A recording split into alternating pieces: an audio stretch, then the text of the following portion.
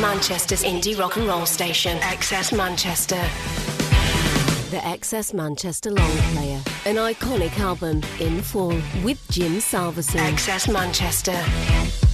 You're right, I'm Jim, and this is the XS Long Player. Welcome if this is your first time. Here you will find conversations about classic albums with the people who helped make those albums. And tonight it is a band who were, just before the release of this 2007 album, dubbed Britain's next big band, which is something we get into a fair bit on today's podcast. I'm talking to Phil Etheridge from the Twang about their debut album, Love It When I Feel Like This. Today's conversation isn't just about the music. There's a fair bit on the hype around the band, there's a fair bit on the portrayal of the Twang in the press, but there is plenty on this classic album as well. Enjoy this conversation. I did. It's with Phil from the Twang, another classic album boxed off on the XS Long Player.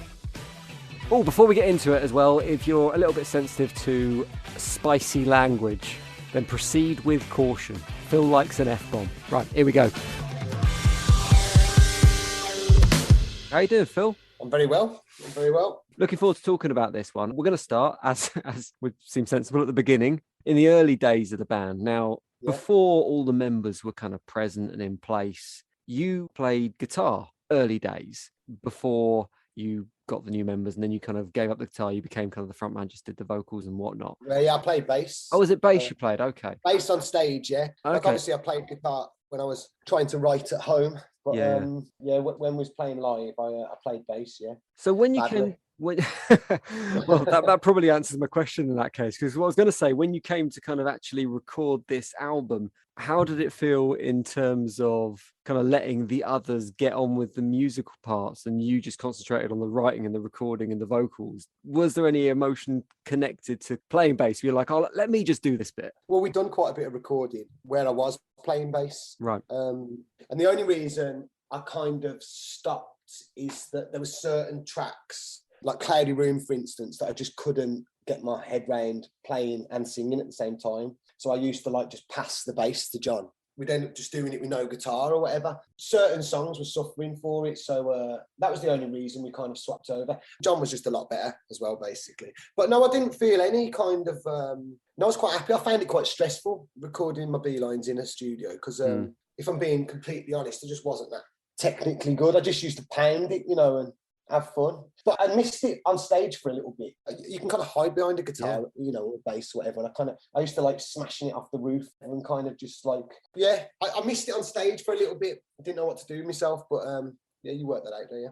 I don't think that's an uncommon thing, because you quite often see frontmen in bands holding guitars and doing very little with them, because it's a prop, isn't it? It's kind of it's something to do. It makes you feel less awkward. Yeah, I always think that. I did play guitar when we recorded Jewelry Quarter 2009. The following tour to promote that record, I did play guitar on stage for that tour, but it just didn't feel... Maybe I'd done a couple of tours with it actually, but I did feel like I was just standing there playing, splanging the odd chord. Do you know what I mean? It didn't feel completely authentic. I mean, going back to this time, going back to 2007, and the Twang were obviously a Midlands, Birmingham band. At that period, and probably now, in fact, still it's the same, you don't often hear strong Midlands or strong Birmingham accents within music. It's not as represented as, say, Edinburgh or Glasgow or Manchester even, or even London. Did you feel like at that period you were doing something different, that you were singing with this authenticity that maybe other bands didn't have that were from your area? I don't think I ever thought about the accent thing. You do what you do. I was conscious that a lot of bands that you see at that level when you're unsigned and trying to do your thing, we were conscious that a lot of bands seemed to copy whatever was doing well at the time, So they'd all sound like Editors or some American bands. They'd kind of have that Strokesy vibe to their vocal or whatever. And I thought I was always conscious that, to just do our own thing.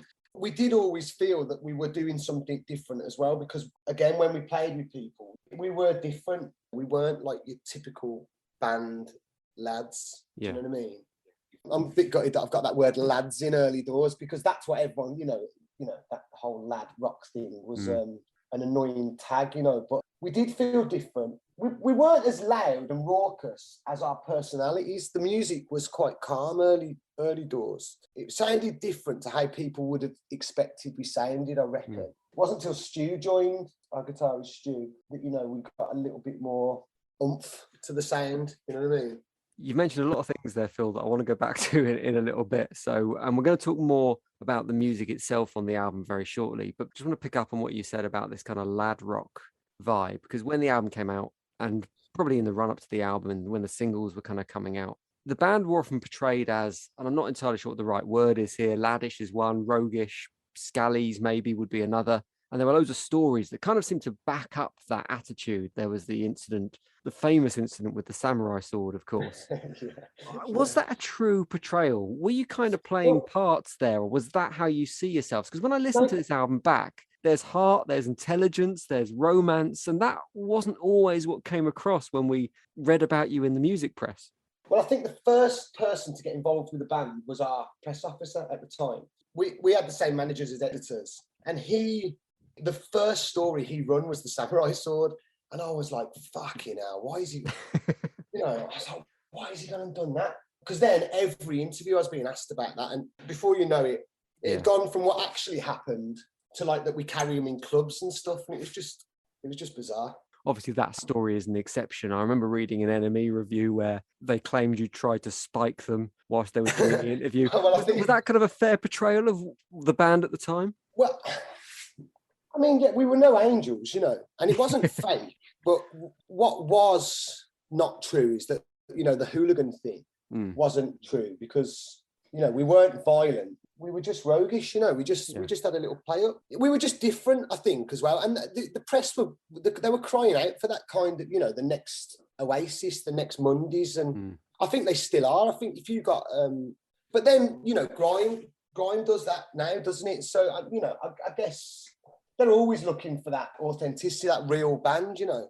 Going back to what I said a second ago about the kind of the album and its heart, intelligence, romance, I think quite often when I've done this series of shows where we go back to classic albums, I've found something in the album that I didn't notice the first time round.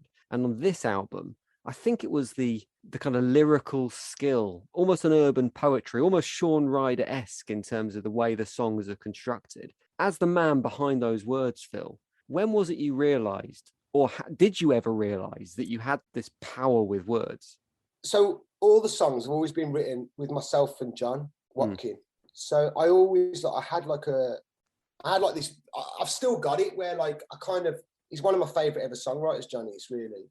And every time he wrote something, I was like, oh man, I've got to try and step up and write something as good, you know. So if he wrote an Ice Cream Sundae, I'd try and write, you know, I'd come down with a Wide Awake or whatever. And it was like, there was this constant, like, you know, he'd bring down a song, I'd bring down a song, and we kind of pushed each other on. Right. I don't think I ever thought I was talented in any way. I felt lucky that I'd met someone like John, that I had this relationship with a friend who wanted to do the same as me, and you know, we had this like dream and ambition to go and do something. And rather than spend our time in the pub chatting bollocks, it was, you know, he wanted to go down the studio with me and, you know, and just write. And that's where we spent, you know, 3-4 nights a week and just, you know, trying to get the dream together, you know. And it was amazing times, man. They're the best times, I think, being in a band, you know, when things are coming together, when those songs click for the first time, and that I can picture being stood there, you know, the hairs stood up on the back of my neck, and, you know, thinking that this is it, man. And that whole like dream of when we're signed, it's gonna, you know, and it did happen for us, and it was like, yeah, man. When it did happen, when you did get the record deal and it all started to move, there was a lot of buzz around the band. Going back to the NME again, they described you as Britain's next best new band. They said it was like the Streets remixing the Stone Roses. What does that kind of accolade do to a band, having that badge put you on? Does it feed the ego, or does it just add extra pressure? I've talked about this so much in the past, but I mean, at the time, honestly, I didn't realise it was happening really, or I kind of expected it a little bit. We did expect to get signed, and we did think every time we played a show, we thought we were there and thereabouts. We never played with anyone that we thought was better than us or doing any, you know, or we did feel that we had our own little thing and our own little clique, and it wasn't until like we played with bands like the Coral or James that we was like, this is where we're meant to be at, Yeah. And that sounds probably really arrogant, but that's how it was. And I was conscious of that as well, because it's not possible to be the best band in Britain. Because if you're not into that kind of music, then we're the worst band in Britain. Do you know what I mean? And it's like, and looking back, obviously it damaged us, because people want to dislike you. If no one likes being told this is the band you've got to like. It obviously is quite damaging, but at the time, we weren't bothered, because it was meaning the advance for the deal was just going up and up. It was happy days, really. The more they talked, the bigger the paycheck got. So it was pretty cool time, to be honest. I think I've heard you say before that because of the hype around the band, and the album did phenomenally well. It was a top 10 album. You've got a gold disc from it and all that kind of stuff. But I think you've said before that the record label, because of the hype, were a little bit disappointed with how the album performed at the time. I think it was a strange. I think it was a number 3 album. If you'd have told me that a few years before that was going to happen to me, I'd have snapped your hand off. Yeah, it would have been nice to get a number 1. But I think the press fell off as a bit. Going back to that laddie thing, we didn't fuck up like they wanted us to. I didn't become a smackhead. I didn't end up in jail. I didn't start dating a supermodel. I didn't do the things that they'd have. A supermodel, what a wanky thing that is to say. But I didn't start dating a model in London. I didn't move to London. I didn't do a lot of the things that I think, I didn't live up to it. And I did kind of back away from it a bit because of the way we were being portrayed. I did back away a little bit. I look back at it and it did kind of freak me out, and I did take a step back. Was that conscious? Were you going, I'm not going to be the man you want me to be? Look, tabloid press. I'm not going to I'm not like that. I mean, compared to most of those people writing it, then I definitely am. And most of my friends, are crackers. But I spent my time in the studio writing songs about my missus and stuff. It was like, I wasn't like that mad. Do you know what I mean? I used to perch on the end of my bed playing an acoustic guitar. I wasn't like some crazy fucker running around fighting people, A lot of the bands at the time, man, I hate, I was like, I never used to say stuff about other bands, but I was like, I hated it. I felt it was so fake. You had people walking out on stage in a little Stone Island jacket, giving it the big one, and that's not what they're about. I just backed away from it, really. I wasn't into it. I'm not going to ask you to name any names, but instead we will talk about the album, some specific tracks off the album, if that's okay. And I'm going to ask you to pick a couple of highlights in a moment, whether they're your favourite tracks or stuff that brings back memories. It's completely up to you, but I just want to flag a couple up first, if that's okay. First, either way, I think we need to talk about highest charting single off the album, all over the radio, I seem to remember, back in the late noughties. What's your relationship like with that song now? Do you love it for the doors it opened, or do you hate it because it's the song that gets so much attention? Very much so. I mean, that's I've said this a lot as well, and without sounding all X Factor, that is the song that changed everything for us. That changed our fortunes. That was what got management involved. That was what got the press officer involved. That was what got NME involved. It was the song that just opened every door, We had so much interest in the band, and they were all basically just interested in that song. That's the song that it just changed everything, And still, I think it means a lot to people. We get messages, on a daily about that track. When it does get played on the radio, it's an emotive tune, I remember it was one of them that it took, like they always say, it did take me 5 minutes to write and 6 months to finish. There's bits of that album. There's always regrets. I try not to have I try and be positive about it, because to a lot of people that record marks a time in their life and is important to them. But to me, obviously, that time, I look back and you'd always do things differently, but hindsight's a wonderful thing, isn't it? The other track I want to talk about is track number 5 off the album, Push the Ghosts, which when I was looking at this, I noticed it had a writing credit for Ray Davies. Firstly, is it the Ray Davies, as in Ray Davies from the Kings? Because I've never heard this before, and I can't find anything about it online. And it just piqued my interest, and I thought I've got to find out more. I've no idea. It's for that Salt and Pepper beeline, isn't it? That we had to, push it, Salt and Pepper. Yeah. We nicked the beeline, didn't we? Okay. For the middle 8, and they got 50% of the track or whatever. So I'm guessing it's not the Ray Davies you're on about. No, I don't think the Kinks had anything to do with Salt and Pepper Pusher, to my knowledge, anyway. Unless they stole that beeline off him, I don't know. Who knows? I'm going to go and do some further research and dig into that one. I'll find out. I'll report back. You do that. I do know that we had to give, I think we might have even had to give, we definitely give 50% of that track away to them for that. Pick me a couple of tracks that you love, Phil, or that bring back memories, or like you mentioned earlier, that you remember the hairs standing up on the back of your neck when you kind of wrote them or recorded them. Which specific tracks are they? I mean, Two Lovers is another big one for us, you know, and that was, again, I wrote that in my bedroom, perched on it. Saunders was living with me at the time, our old singer, and I went into his room and played it, this verse, and he just like sung the chorus like there and then, like, you know, like those magic moments where you just spat the whole thing out in like literally there and then, and we were like, this is going to be great. And then that was one of the last tracks to be recorded as well. That was during the album sessions that we wrote that. Stu's guitar on that, it's like Smiths-esque. I love it.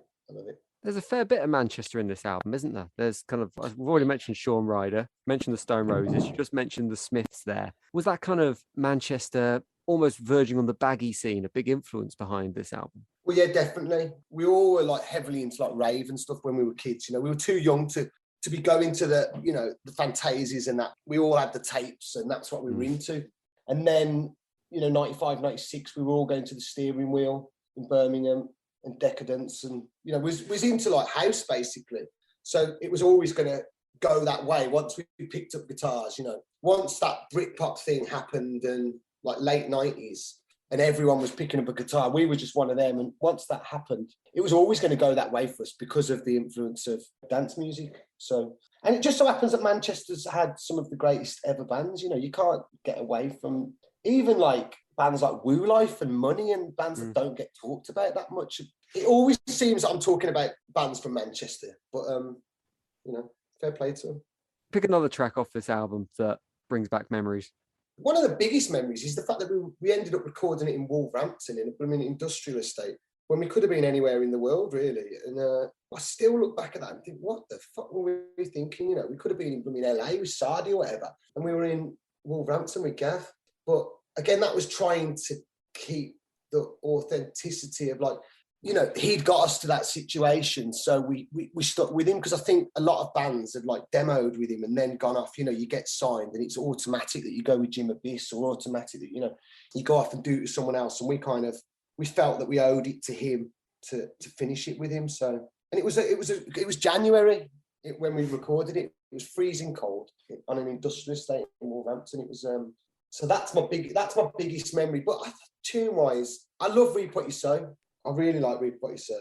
I like it all. I think things like The Neighbour, Don't Wait Up, you know, I Can Take or Leave Now, but they were of a time. They were just observational stories of, you know, just what was happening in my life. You're clearly really proud of this album as a whole, as a piece of work, and rightly so. I'm interested to know, because I know the early demos that you sent out, and when you first got your management, they were handing out these CDs with 25 odd songs on them. So obviously those 25 odd songs got whittled down to 11. I'm sure there were some new ones in the mix by the time you came to record it as well. When you look back on reflection of the 11 songs that are on there, do you kind of go, yeah, we made the right calls here, this is the right... No, we had a nightmare. I mean, that's... but, you know, I can say that because I do feel that our B-sides were... But we were from that era of, you know, buying Oasis singles where you'd get proper B-sides. You'd get 3 other classic tracks with it. So, you know, when we were putting out, you know, Aimless with an Aim was the B-side to Wide Awake. That should have been on the album, really, you know. Saying Nothing was a B-side to Two Lovers. That should have been on the album. And one of the labels that wanted to sign us, that they wanted Saying Nothing as the first single. But we prided ourselves on good B-sides, you know. It doesn't... That sounds strange saying that nowadays, because it just doesn't matter anymore, does it? But we really, like, prided ourselves on it, and like we probably wasted a second album's worth of material on B-sides. It's been fascinating talking to you about this album for the XS Long Play. I really appreciate your time. What is the status of the Twang currently? I know you've been releasing albums pretty consistently since 2007. You've been playing your Twangmas shows as well, your annual Christmas gig in Birmingham. Is there any plans to kind of jack it in anytime soon? No, I was in the studio last night writing, and I enjoy it, and as long as the fans are still turning up, we're still playing, you know, reasonable sized venues, and as long as we can still do that, we'll still get on the pirate ship and get out there and get amongst it. But I'm not one of them that's gonna keep dropping down and you'll find me in a pub, you know, playing either way. I'm not going to do that. You know, I've promised myself that. But at the moment, you know, we're still selling out like main academies and stuff. So it's like, as long as that's happening, there's no reason to knock it on the head. I think live, I think we're up there with any band. You know, I think if you come to one of our shows, you'll see that it's chaos, man. It's there's real moments during the shows, and whilst that's still happening, and you know, there's no reason to knock it on the head. If I start feeling fake, if I'm stood there thinking, oh man, then I'll definitely knock it on the head. Phil, long may it continue. Hopefully we'll get a new Twang album and the live shows continue well into the future. Man. You should come to the Ritz in Manchester in December. I'll be there. Probably not down the front, but somewhere close to the bar. All right, top man. Cheers, mate. Bye. Take care. The Excess Manchester Long Player, an iconic album in full with Jim Salverson. Excess Manchester.